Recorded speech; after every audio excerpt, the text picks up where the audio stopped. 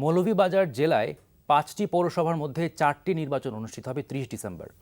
উচ্চ আদালতে মামলা থাকায় একটি পৌরসভায় নির্বাচন অনুষ্ঠিত হচ্ছে না এই সময়ে। নির্বাচনকে ঘিরে গণসংযোগ চালাচ্ছেন সম্ভাব্য মেয়র প্রার্থীরা। মৌলভীবাজার সদর ও কমলগঞ্জ পৌরসভা নিয়ে এস.এম. উমেদ আলীর পাঠানো রিপোর্ট।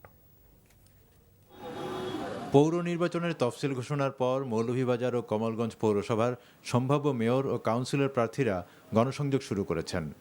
ভোটারদের মন জয় করতে প্রতিদিন ব্যস্ত সময় কাটছে তাদের। দলীয় ও সামাজিক অনুষ্ঠান কোনোটিই বাদ দিচ্ছেন না তারা, দিচ্ছেন নানা উন্নয়নের প্রতিশ্রুতি।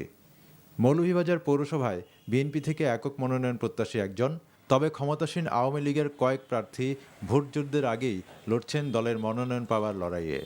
কাজ করার যে উদ্যোগ এগুলো আমি নিতে পারছি এবং এই জন্য আমি আশাবাদী যে আমি আবারও বিপুল ভোটে নির্বাচিত হব যদি নিরপেক্ষ ইলেকশন হয়। পক্ষে 5 জনই আছে, আমার পক্ষে সমর্থন ইনশাল্লাহ পাবো এবং বাকি যে 2 জন ইনশাল্লাহ আশা করি তাদেরও সমর্থন আমার পক্ষে থাকবে। যেহেতু এই রাজনীতি এই সংগঠনের সাথে দীর্ঘদিন যাবৎ পারিবারিকভাবে জড়িত রয়েছি, সেই কারণে আমি মনে করি আমি মেয়র হিসাবে আওয়ামী লীগ থেকে মনোনয়ন পাবো।